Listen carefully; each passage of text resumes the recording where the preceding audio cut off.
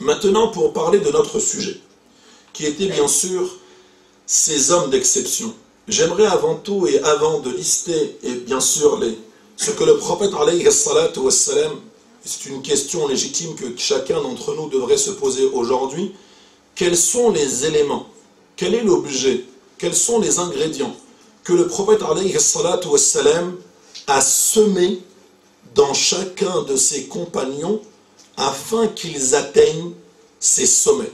C'est ce que nous allons voir. Juste une chose pour planter le décor. Un homme, compagnon du prophète alayhi salatu wassalam, dont j'aimerais éventuellement aujourd'hui parler en quelques mots. Peut-être certains d'entre vous un jour ont entendu parler de Dhul Jawshan. Dhul Jawshan al-Dababi. Dhul Jawshan al-Dababi, nous sommes à la fin de la campagne de Badr.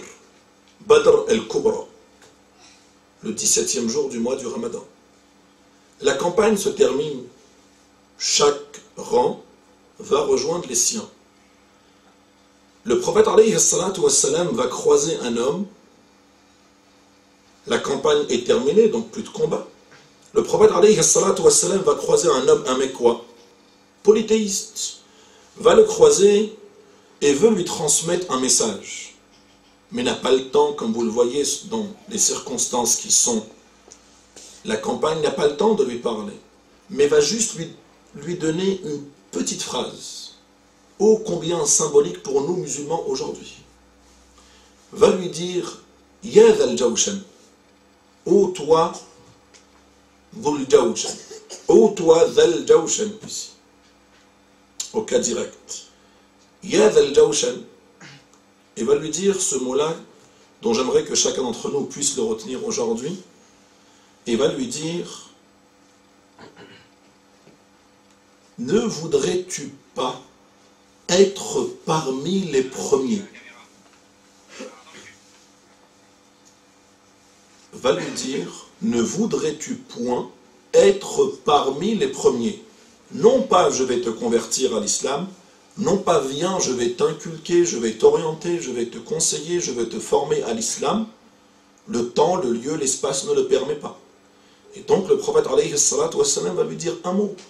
Ne voudrais-tu point faire partie des premiers, en d'autres termes des premiers de la classe?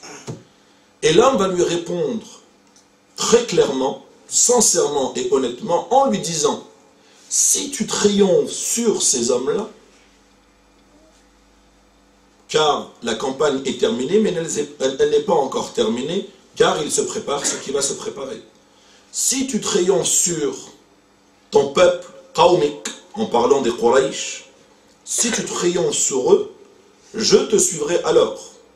Donc la personne, nous voyons qu'elle est très pragmatique, et je dirais même, la personne, on la qualifierait aujourd'hui d'arriviste. Très bien. Et si tu ne triomphes pas sur eux, je n'ai rien à voir avec toi. En d'autres termes, je n'ai rien à gagner en te suivant. Le prophète alayhi salatu wassalam va lui réitérer ses propos 3 fois. Ya Dhal Jawshan,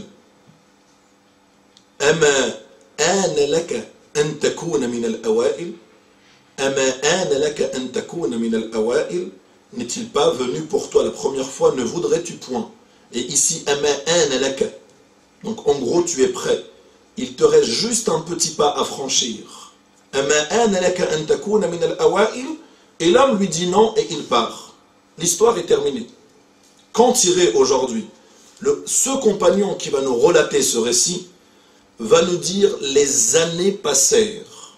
Nous sommes aujourd'hui à la libération de la Mecque. Fathu Makkah al-Mukarramah. Le prophète alayhi salatu wassalam libère l'ensemble des peuples, arrivé à Médine à la tête d'une armée estimée à 10 000 hommes. Le prophète alayhi salatu wassalam va tenir un grand discours, le discours de la nation, en quelques mots, et va les libérer en leur disant: que croyez-vous que je vais faire de vous aujourd'hui?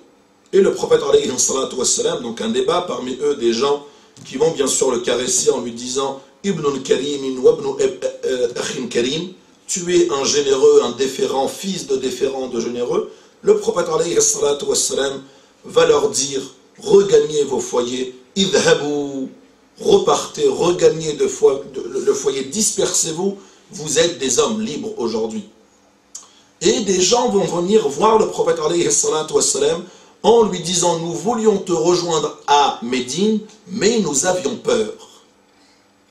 Et une fois qu'ils ont terminé, le prophète alayhi salatu wassalam va voir venir un homme arriver de loin et va lui sourire, mais un sourire d'un homme frustré.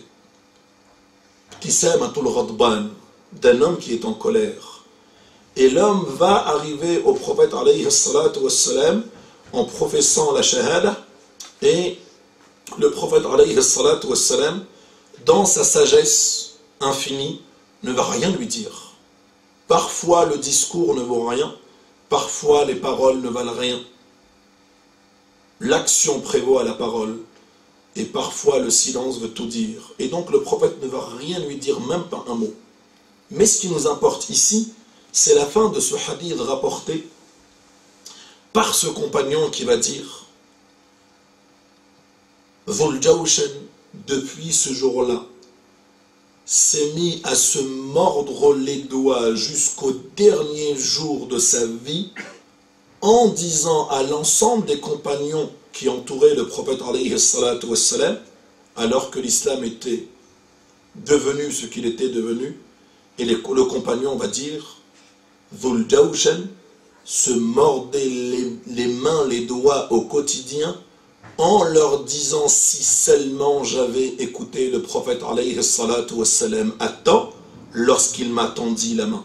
Lorsqu'il m'a tendu la main. Ce que nous pouvons comprendre aujourd'hui de ce hadith, c'est qu'il nous faut aujourd'hui, nous musulmans, ne pas rater le train et le prendre quand il faut le prendre. Et le musulman ne vit pas dans le teswif. Le teswif, ce qui veut dire saoufa. Demain, je démarre. La semaine prochaine, je démarre. La semaine prochaine, je vais apprendre le Coran. Je vais apprendre la langue arabe. Je vais apprendre ma religion. Cette année, c'est trop difficile. Les inscriptions sont passées. J'attendrai l'année prochaine. Et l'année prochaine, je deviendrai, je voyagerai. J'irai m'inscrire ici et là pour.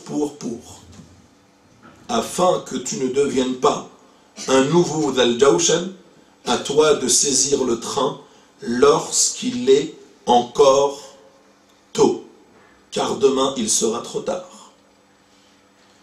J'aimerais aussi que nous parlions aujourd'hui d'un des compagnons du prophète alayhi salatu wassalam, et ici bien sûr, ce hadith et l'apport de ce compagnon s'adresse bien sûr aux jeunes. Pourquoi aux jeunes? Car vous allez voir aujourd'hui certaines mosquées, et surtout dans les pays musulmans, remplies de personnes âgées. Vous allez dans quelques mosquées, vous ne voyez même pas un jeune.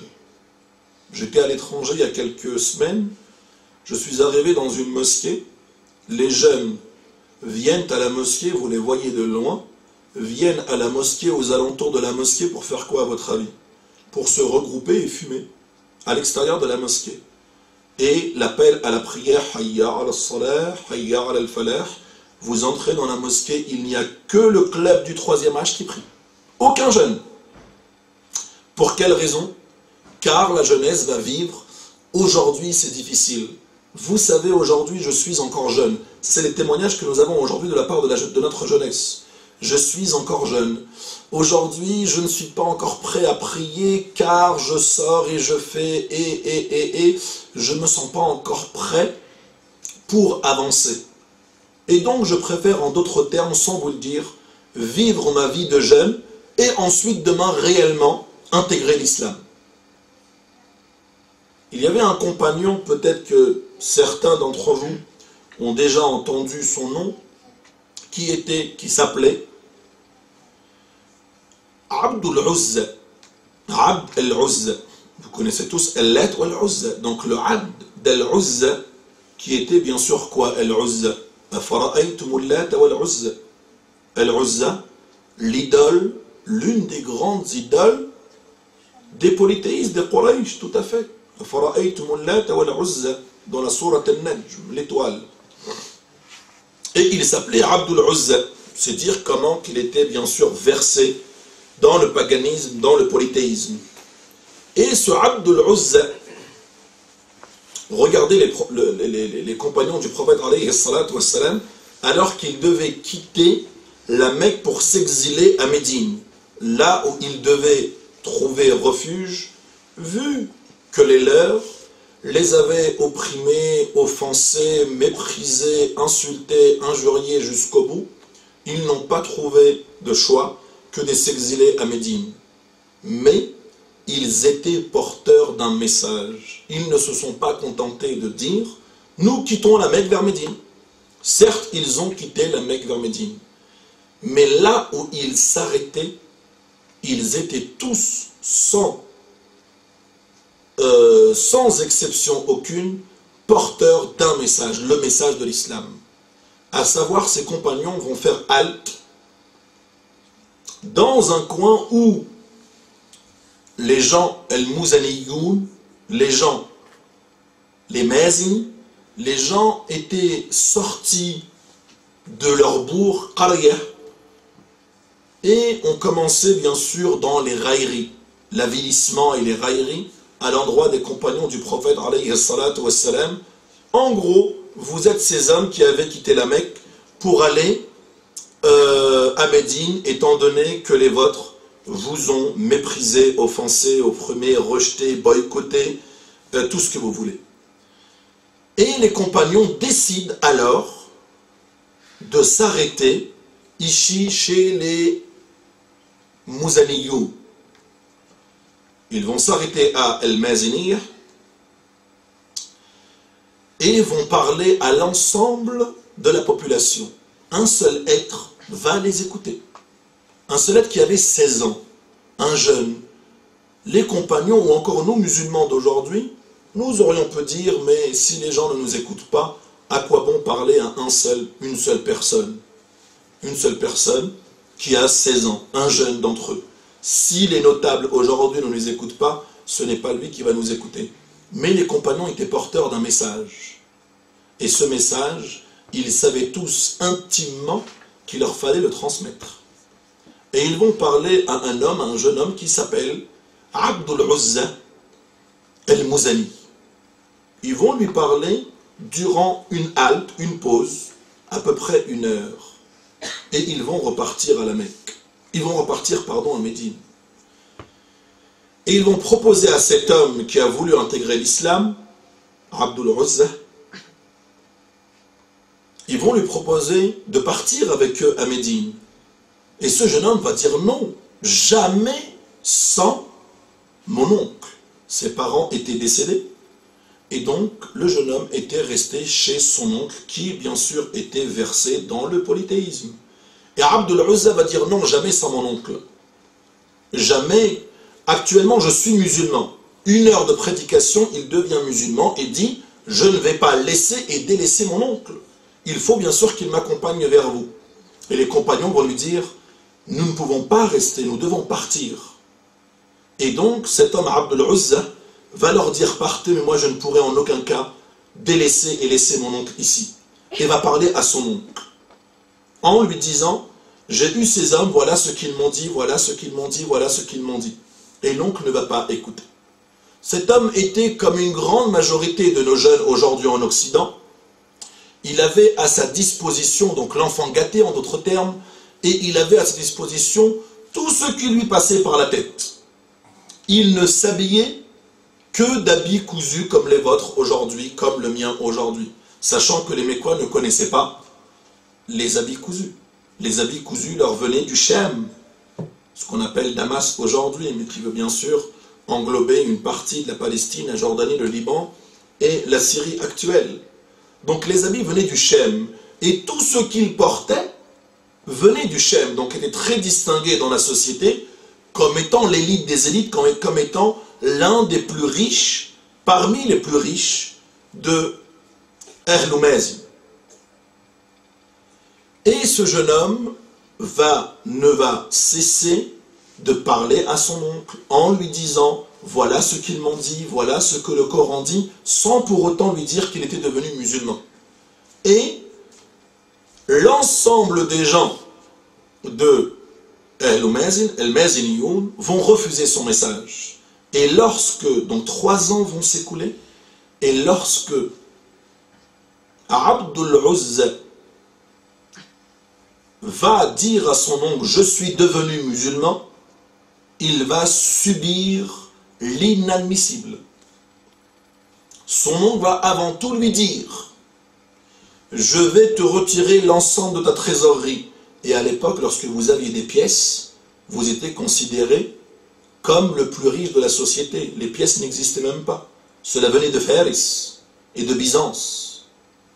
Et donc, il possédait des pièces, des habits richissimes. Il n'y avait que l'élite qui pouvait se permettre de porter ces habits. Et il avait aussi 2 chevaux. Pour nous, aujourd'hui, 2 chevaux, c'est rien. Mais 2 montures, comme l'ensemble des compagnons du prophète alayhi salatu wassalam s'exilaient à Médine, ils avaient parfois, pour les plus riches, un mulet, pour les plus démunis, car les Mécois ne leur permettaient point de partir avec l'ensemble de leur richesse, ils devaient tout laisser et quitter la Mecque.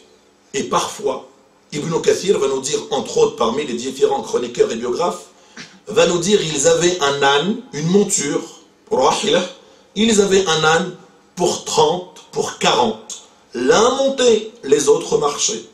Ensuite, l'un montait, les autres marchaient. Et comme cela, ils alternaient jusqu'à Médine. Il avait 2 montures, des pur sang arabes, el faras. Et le faras, aujourd'hui, était considéré comme ce qu'il y a de plus cher. C'est comme si que je vous disais aujourd'hui, un jeune homme de 16 ans, aujourd'hui en Occident, qui avait 2 voitures inestimables. Et va lui dire, si tu continues à faire cela, je vais te retirer tes montures.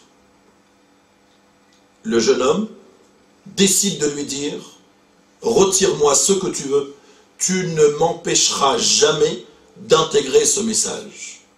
Prends le train tant qu'il est tôt, car je vais partir à Médine et je ne reviendrai jamais.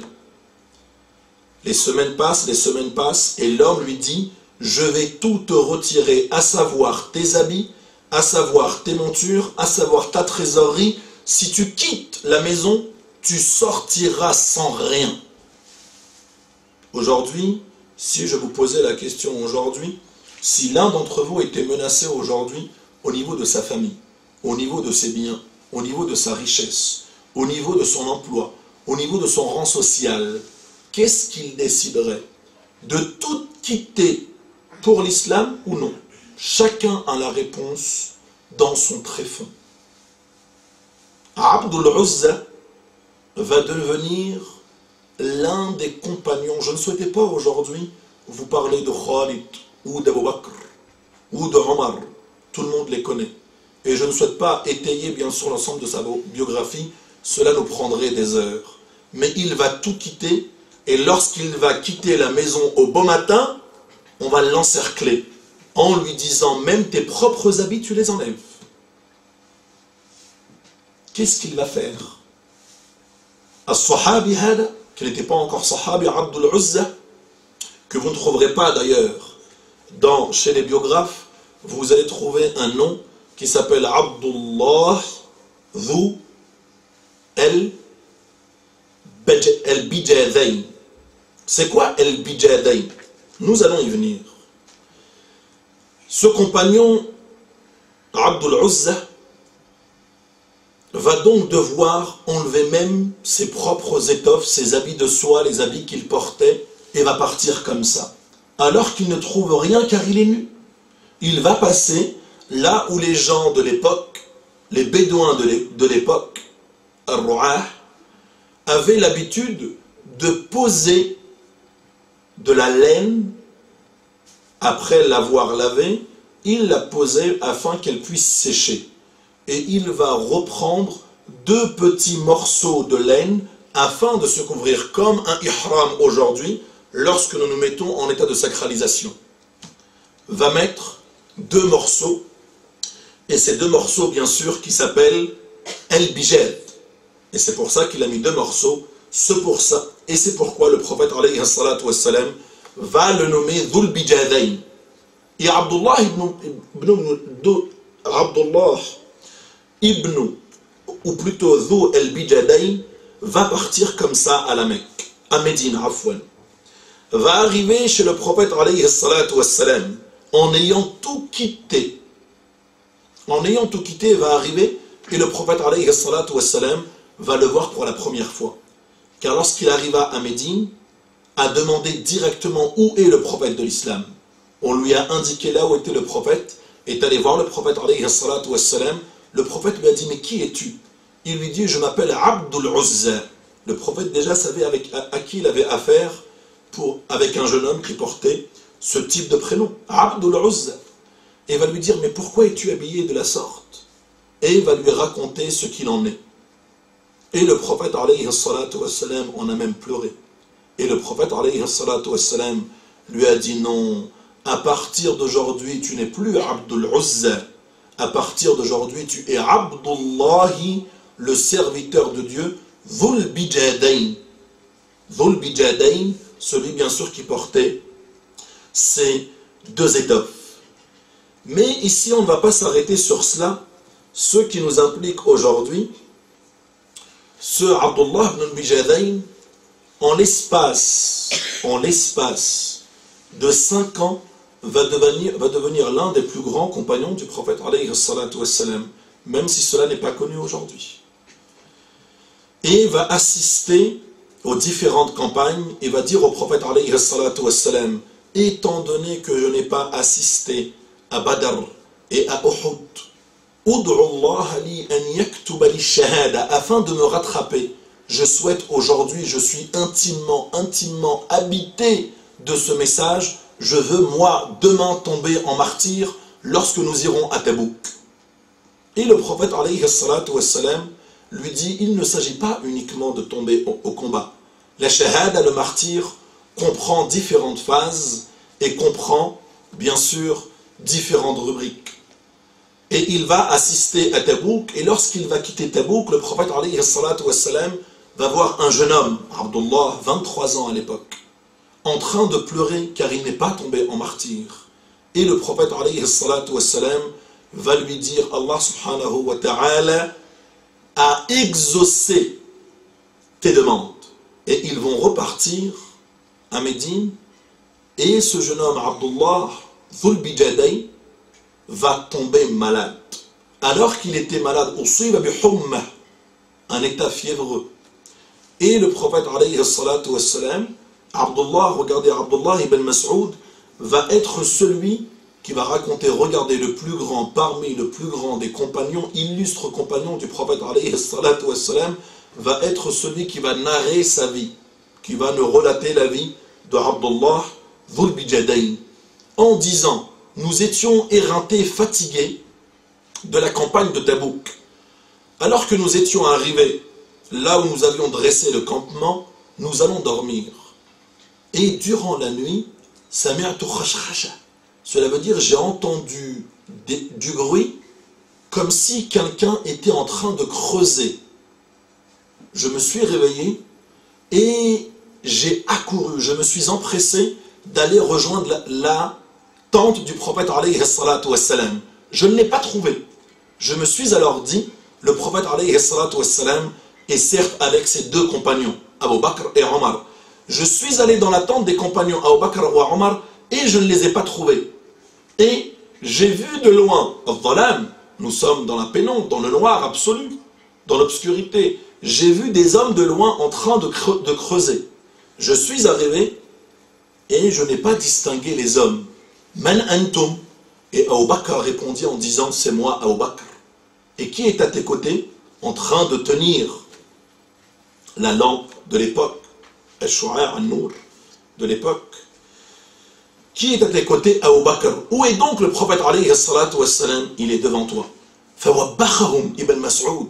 Wabbahahum, cela veut dire qu'il s'est adressé à eux de manière virulente en leur disant, mais que fait le prophète alayhi salatu wassalam? Est là en train de creuser et vous le laissez lui se fatiguer alors que vous êtes là en train de porter la torche?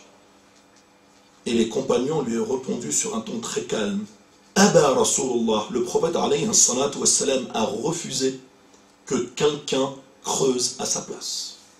Pour quelle raison? Il s'adresse au prophète alayhi salatu wassalam. Le prophète va lui dire: Mata akhouka, ton frère est mort cette nuit. Mata akhouka dhul bijadayn, ton compagnon de route est mort cette nuit.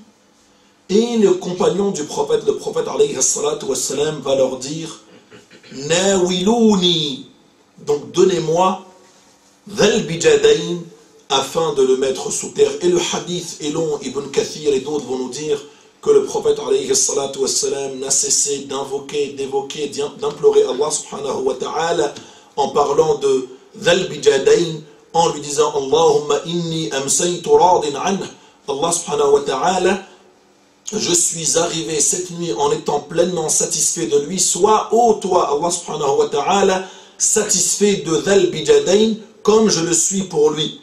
Allahumma innahu kan wa innahu kan ila akhir al-hadith.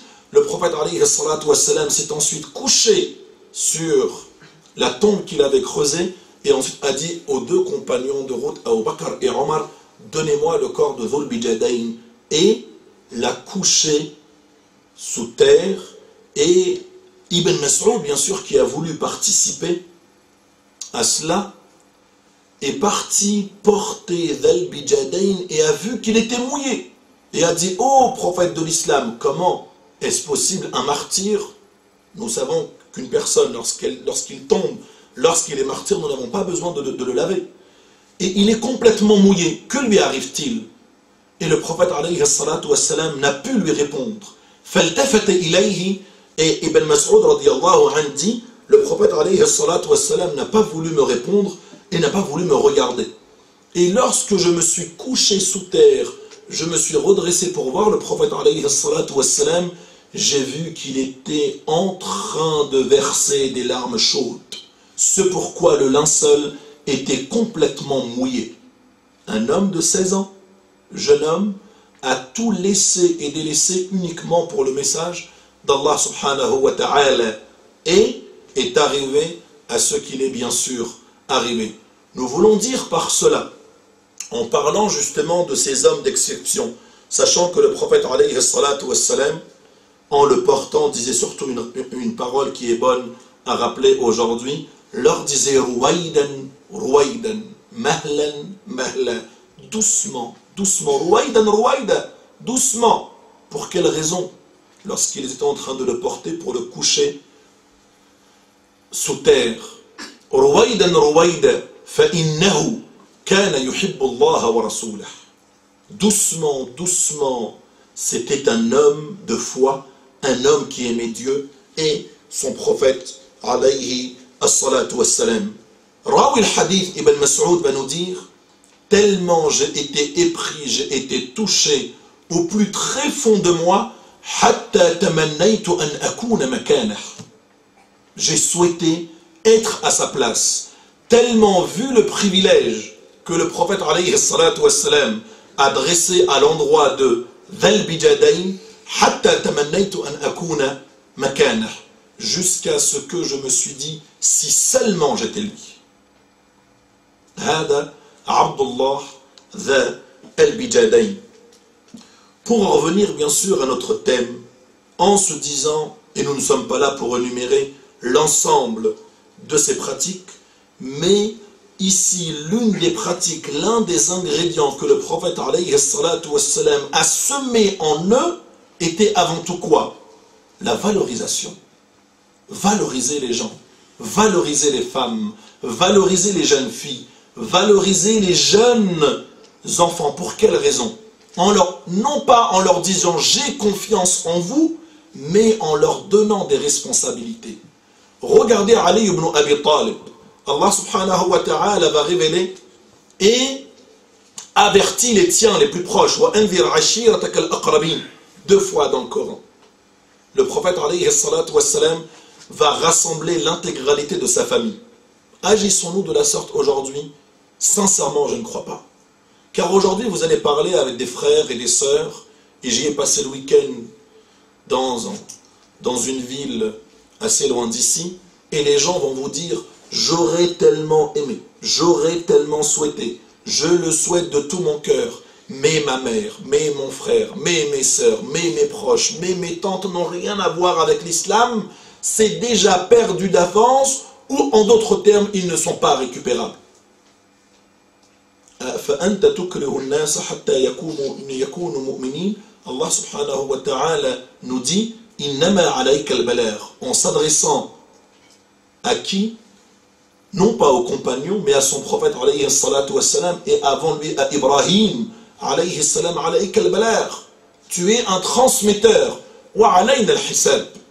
C'est à moi que revient bien sûr la rétribution, la récompense, qu'elle soit bien sûr positive ou négative. Innama alayka al-balagh wa alayna al-hisab. Et donc lasta alayhim bimusaytir. Tu n'as aucun pouvoir sur eux et tu ne peux pas les forcer à accepter ce message. Tu n'es qu'un transmetteur, ô toi prophète de l'islam. Et ce message bien sûr s'adresse au prophète, mais s'adresse à toute l'humanité, s'adresse à tous les compagnons du prophète alayhi salatu wassalam. Et les compagnons l'ont compris dès le début. Personne parmi eux s'est dit un jour le prophète alayhi salatu wassalam est le chef de la ummah et le seul transmetteur, le seul responsable de la communauté là. Et vous allez voir que la communauté s'est construite de la sorte. Le prophète alayhi salatu wassalam, tout à l'heure je vous parlais de Ali, a rassemblé l'ensemble de sa famille. Parmi toute la famille, un seul va sortir du rang en disant « Moi j'accepte ce message ». Qui était Ali ibn Abi Talib. À l'époque il avait 7 ans. À l'époque il avait 7 ans. Et le prophète alayhi salatu wassalam, il lui a dit « Donne-moi ta main », qui signifie prêter allégeance. Aurait pu dire « Mais si mes oncles, si mes proches ne me suivent pas, à quoi bon suivre? À quoi bon prendre dans ma main ou encore écouter un jeune homme qui avait 7 ans ?» Mais c'est un jeune homme qui avait 7 ans, qui n'était pas exceptionnel à l'époque. Le prophète alayhi salatu wassalam lui a donné confiance, non pas en lui disant « Tu es la relève, je te fais confiance », mais lui a prêté allégeance en lui donnant par la suite des responsabilités. Cet homme qui deviendra par la suite le conquérant de Khaybar est par la suite unanimement reconnu comme étant le 4e calife de l'islam. Regardez Ibn Abbas à l'époque, avait l'âge de ce jeune homme qui est présent ici, 5-6 ans. Le prophète alayhi salatu wassalam a très chaud et va appeler ces hommes en leur disant de lui ramener une jarre d'eau, sharab. Et avant de boire, le prophète alayhi salatu wassalam, la tradition veut que nous tendions le verre vers la personne qui est à ta droite. Ce jour-là, les compagnons du prophète alayhi salatu wassalam étaient tous en face de lui et à sa gauche. L'homme qui était à sa droite avait 6 ans, qui était Ibn Abbas. Le prophète alayhi salatu wassalam, comme j'aurais fait moi aujourd'hui, j'ai des grands parmi les grands avec moi, j'aurais dit tenez, car j'ai besoin de ces gens. Et ici, un homme de 6 ans, à quoi bon? Le prophète alayhi salatu wassalam va prendre son propre verre en lui disant Ata'adhanuli, me permets-tu, ce n'est même pas je vais leur donner, me permets-tu de leur tendre le verre? Et le compagnon, bien sûr, Ibn Abbas, va répondre en disant non. Aujourd'hui, on l'aurait réprimandé en disant Wallahi hada qalil adab.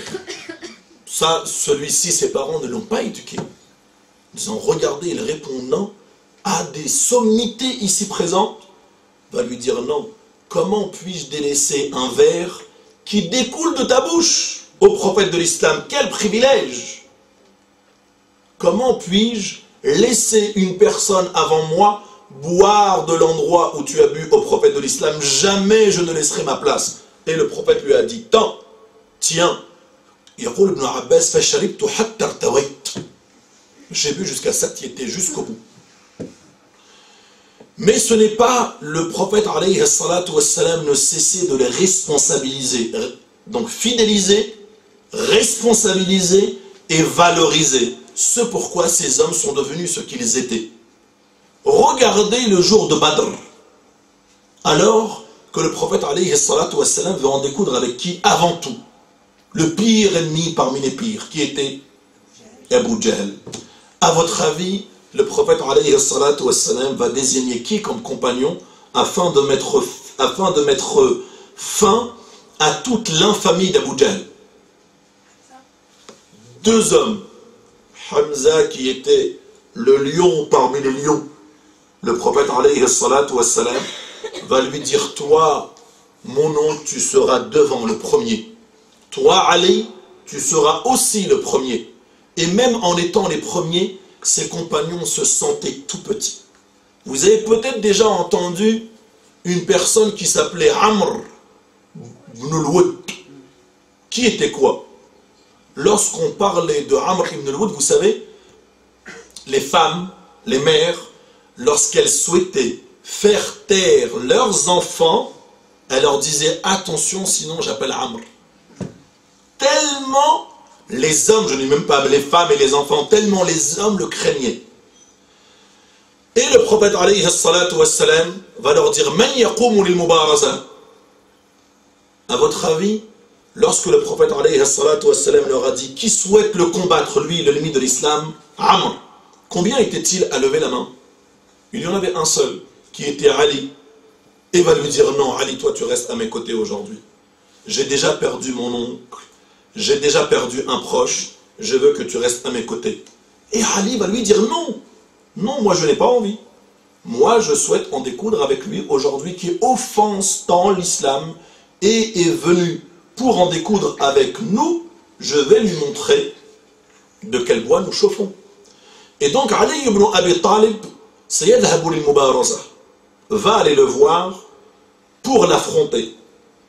En arrivant, cet homme était pieds nus par terre et ne pouvait monter sur sa monture tellement il était énorme, et dépasser Ali ibn Abi Talib. Il va lui dire: qui es-tu? Il va lui dire: je suis Ali ibn Abi Talib. Il lui a dit: repars mon fils, je n'ai pas envie que ta mère te pleure. Ali ibn Abi Talib va lui dire: contrairement à toi, je veux que les tiens te pleurent aujourd'hui. Et va lui dire: istasgharuka faba'athouk. Regardez le mot, la provocation avant tout. Istasgharuka faba'athouk. Il lui a dit: hé, tu es le fils de qui? De Abu Talib. Appelle-moi tes oncles qui sont derrière cachés. Appelle-moi l'Abbas et autres hommes qui sont là-bas. Et va lui dire: pour quelle raison? Il lui dit: car je n'ai pas envie que ta mère te pleure. Mais moi, contrairement à toi, je veux que ta mère te pleure aujourd'hui. Il va lui dire: istasgharuka faba'athouk. Ils t'ont tellement minimisé, ils t'ont tellement méprisé, ceux qui sont restés là-bas, minimisé, istasgharouk, rendre une chose petite. Et ils t'ont envoyé. Regardez la parole, l'humiliation, l'humilité, l'altruisme, la fidélité qu'avaient les compagnons. Ali ibn Abi Talib va lui répondre en un mot que nous devrions nous aujourd'hui écrire dans les entrées, dans les patios des mosquées. Va lui dire un mot ô combien symbolique. Va lui dire: Ya Amr, lam yastasgharuni.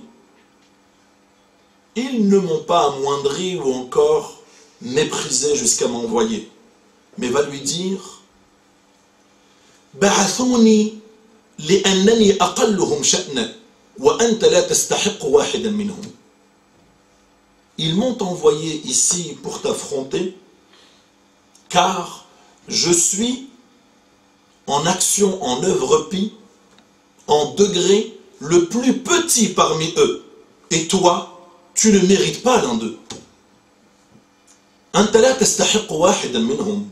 Et ils étaient comme ça en tout temps, en tout lieu. Voir en l'autre, voir chez autrui les œuvres incommensurables, le degré très élevé, et voir en eux se sculpter de l'intérieur, se remettre en cause, se remettre en question continuellement au quotidien. Et donc ici, regardez Ibn Abbas, regardez Asma bint Abi Bakr.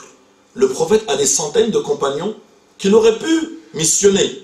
Il en restait pratiquement une centaine à la Mecque lorsque le prophète alayhi salatu wassalam a voulu émigrer vers Médine.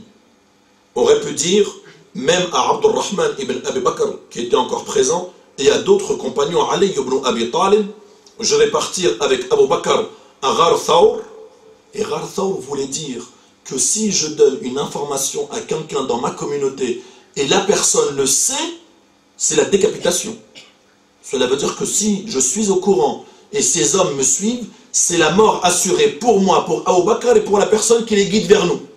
Et le prophète alayhi salatu wassalam va nommer qui? Va nommer une fille qui avait 20 ans, qui était Asma bintu Abi Bakr, avec tous les risques que cela comporte.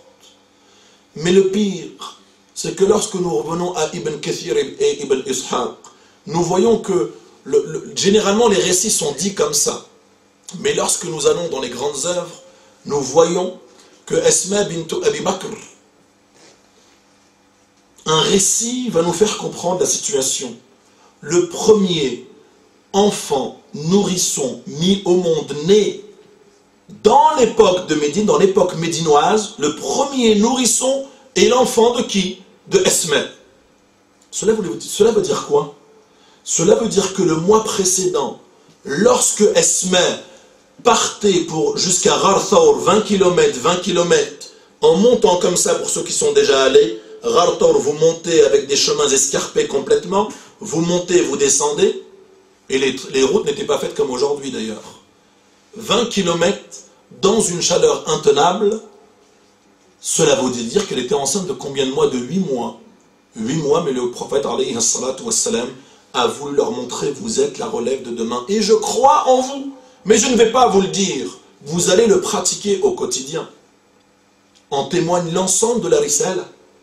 Regardez Ali, lorsque le prophète alayhi salatu wassalam va appeler à Allah subhanahu wa ta'ala, en quelques mots nous allons avoir Abu Bakr que vous connaissez tous, son épouse Khadija et un enfant qui était Ali. Mais Ali, une fois qu'il a été armé, porteur de ce message, il est sorti directement à la Mecque sans craindre quiconque. A croisé qui à votre avis? Un homme qui venait de Rifar, qui était Abu Dharr al-Ghifari. Abu Dharr al-Ghifari va questionner Ali. Ali va aller vers lui en lui disant, mais d'où viens-tu, ô frère, ya akh al-Arab, ô frère arabe? Il lui dit, je viens rencontrer Mohammed. Viens, nous allons aller, viens, je te guide vers lui. Entre-temps, il a commencé bien sûr à le préparer.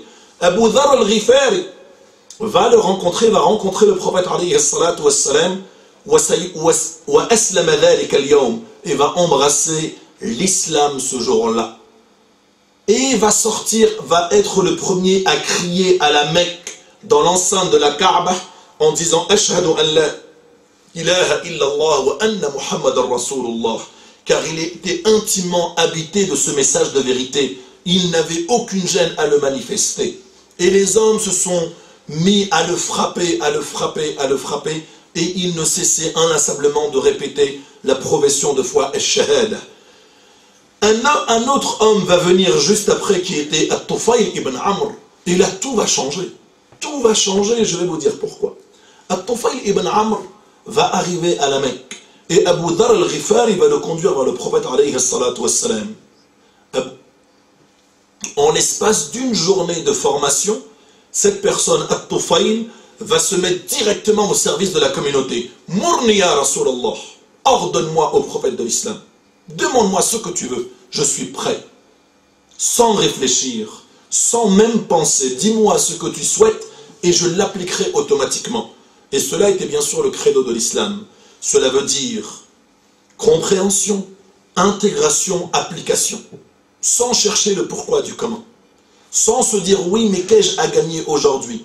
Oui mais aujourd'hui nous sommes en et cela a changé mais vous savez aujourd'hui les gens font.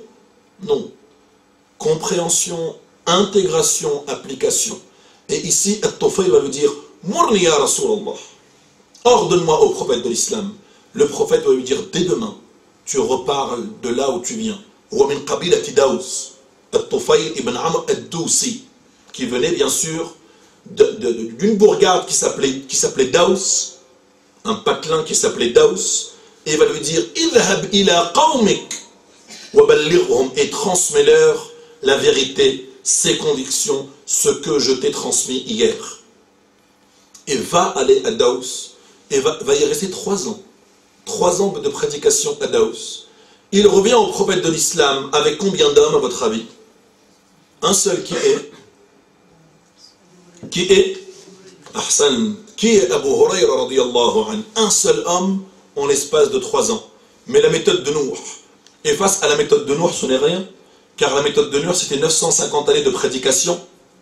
D'ailleurs Allah subhanahu wa ta'ala nous parle de 950 ans et années. En français nous ne faisons pas forcément la distinction, mais en arabe il y a 2 mots, il y a am et il y a sana.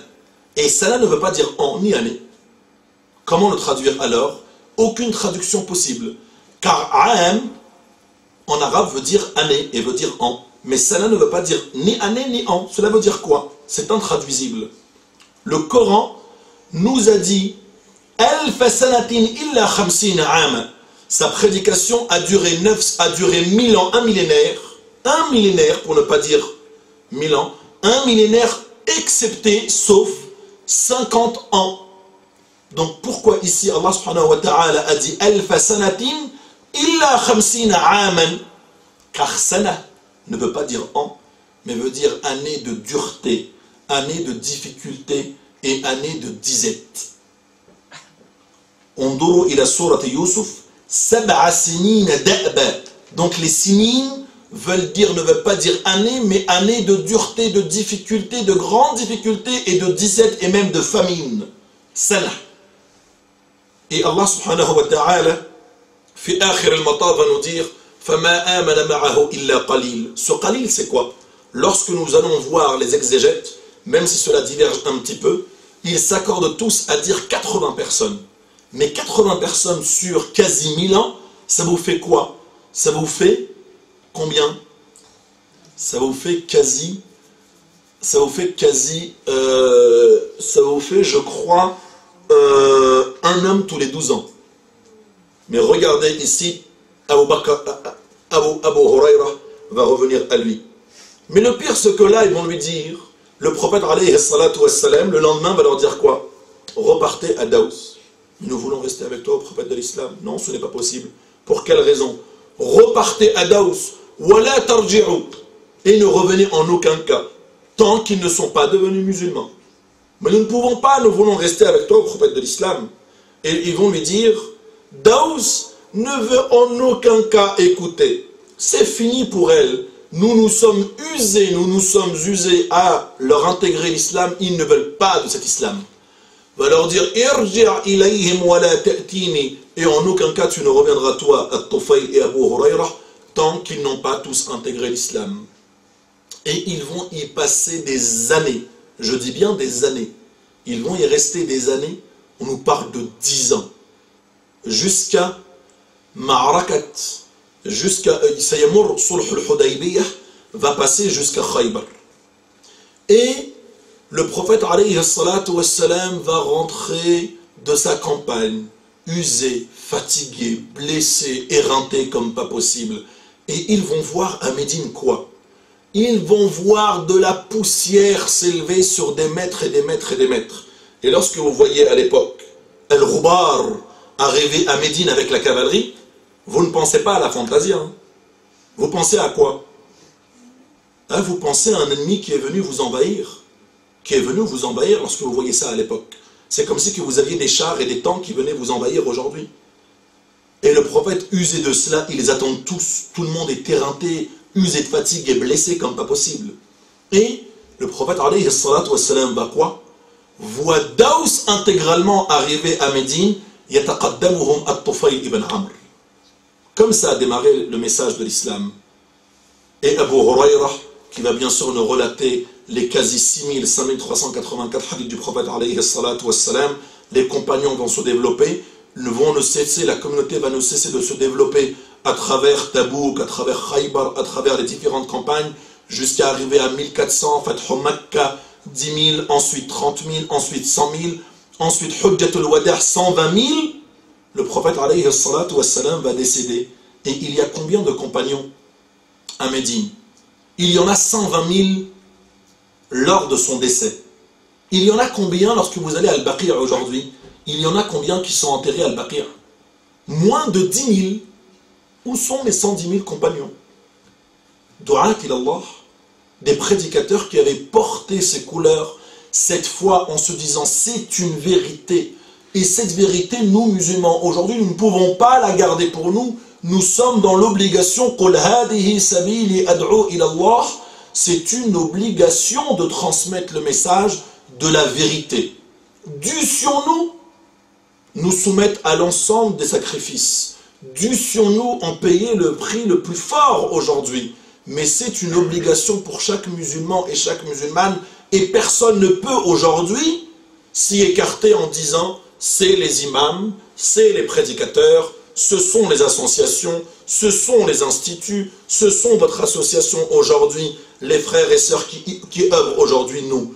C'est l'intégralité, sans distinction aucune dans la communauté, qui doit porter ses couleurs, ses valeurs, ses principes, ses préceptes haut et fort, de manière simple aujourd'hui, car employer les jargons techniques que nous entendons ici et là ne font que faire stagner la communauté, si j'ose dire même la faire reculer jour après jour.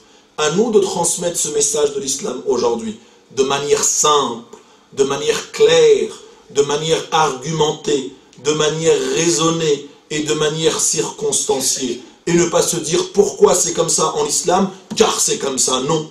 Le Coran même, à travers chaque parabole qu'il va nous dresser, va toujours employer le lam ou ta'lil, li Allah, li kayla, en nous disant voilà ce que j'ai légiféré en actes cultuels, en transactions sociales et autres, et voici le motif légal, al-illah, la raison pour laquelle, en d'autres termes, les circonstanciels de but pour lesquels j'ai légiféré, j'ai institué, j'ai révélé telle et telle chose, afin que nous puissions aujourd'hui, nous, les intégrer de manière rationnelle, d'y répondre de manière rationnelle lorsque nous sommes consultés sur un sujet, et de le transmettre de manière simple, rationnelle et circonstanciée aux générations qui arrivent.